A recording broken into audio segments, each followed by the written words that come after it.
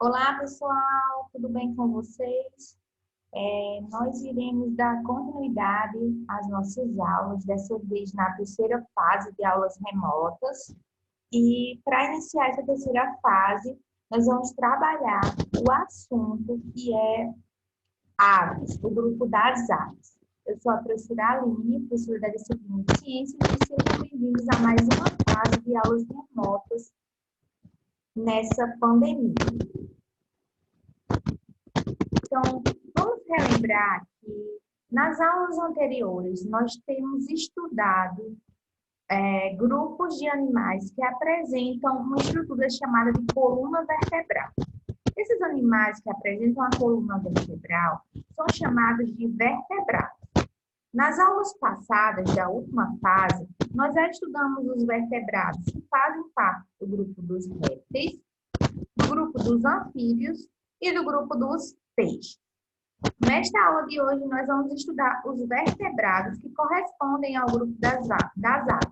E na próxima aula, nós finalizaremos o grupo dos vertebrados com os animais que correspondem aos mamíferos. Então, vamos iniciar a nossa aula entendendo um pouco das características das aves. Então, o grupo das aves corresponde ao grupo de animais que são vertebrados, ou seja, que têm a coluna vertebral e que respiram por meio dos pulmões, têm bico e apresentam um corpo coberto de pelos. Então, essas três características são características que vocês encontrarão no grupo dos animais que são as aves. Além disso, as aves apresentam também 4 membros. Nós vimos que os anfíbios e os répteis, eles também apresentam 4 membros. Só que as aves, diferentemente dos anfíbios e répteis, apresentam os membros anteriores na forma de asas. Então, elas também têm 4 membros, como os anfíbios e os répteis, porém os membros anteriores se encontram no formato de asas. Então, essa seria a diferença com relação aos membros das aves.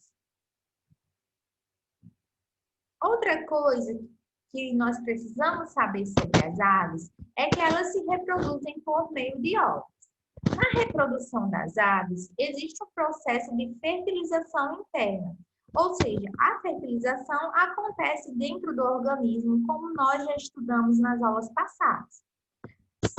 Assim como nos répteis, as aves elas também apresentam um ovo chamado de ovo amniótico. Esse ovo é um ovo formado por uma bolsa cheia de líquido, onde existe a reserva nutritiva que será utilizada como fonte de alimento para aquele embrião da ave se desenvolver dentro do ovo.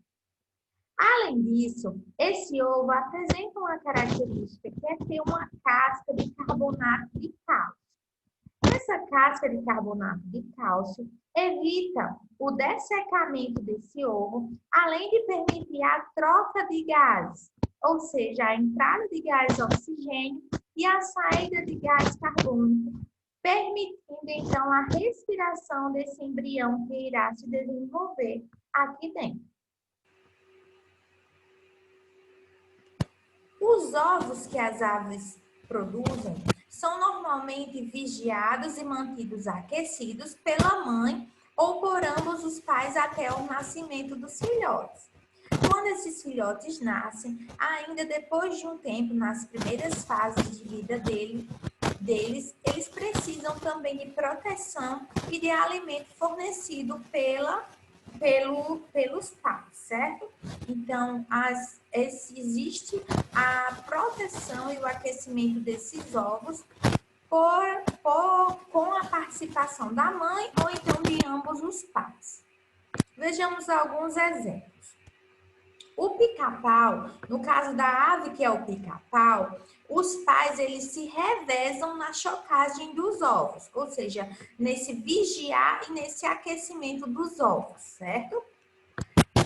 Já em outro grupo de aves, como o avestruz, ocorre que o macho, ele será responsável, então, por chocar esse ovo, por realizar a chocagem desse ovo. Uma coisa bem interessante é que as aves, elas apresentam asas, como eu já falei, e essas asas, normalmente, na maioria das espécies de aves, elas são utilizadas para o voo. Além das asas que são utilizadas para o voo, as aves apresentam outras adaptações para que elas possam realizar o voo. Que adaptações seriam essas? Seria a presença de potentes músculos que estão localizados no peito, que permitem então o movimento dessas asas. Além disso, as aves apresentam como adaptação ao voo o esqueleto leve. Por quê? Porque é um esqueleto poroso e isso facilita, então, a capacidade de voar dessa ave, das aves. Outra coisa interessante das aves é que elas também vão apresentar bicos que estão adaptados à alimentação. Então, vocês irão notar que as aves apresentam uma grande diversidade de formas de bico.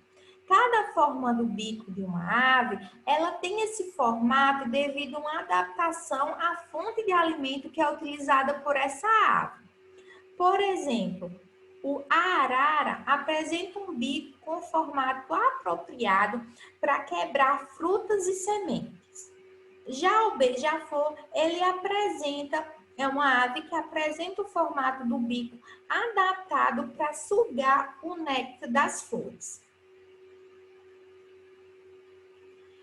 O pato, por sua vez, ele já tem um bico que é apropriado para obter alimento escoando a água. E o gavião, por sua vez, tem um bico apropriado para rasgar a carne, que é utilizada como fonte de alimento. Então, o formato do bico de uma ave está adaptado à fonte de alimento que ele utiliza. As patas das aves, elas também são adaptadas ao seu modo de vida. Então, por exemplo,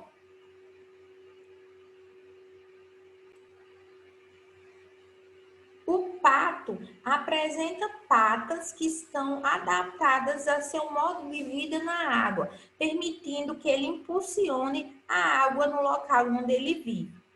Já o gavião tem um formato de pata apropriado para agarrar suas presas que são utilizadas como fonte de alimento. A galinha, por sua vez, tem formatos de patas que são adaptados para sua caminhada no ambiente terrestre. Então, a forma da pata de uma ave está relacionada com o modo de vida que ela tem, ou seja, com o ambiente em que ela vive normalmente.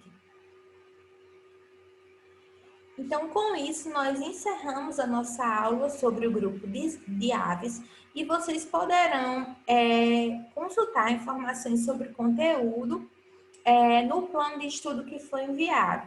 Leiam as informações desse plano, entrem em contato comigo e não deixem de fazer a atividade e enviar essa atividade, pois ela é muito importante, tanto para a aprendizagem de vocês, como também para formar a nota que vocês precisarão durante essas atividades remotas, certo?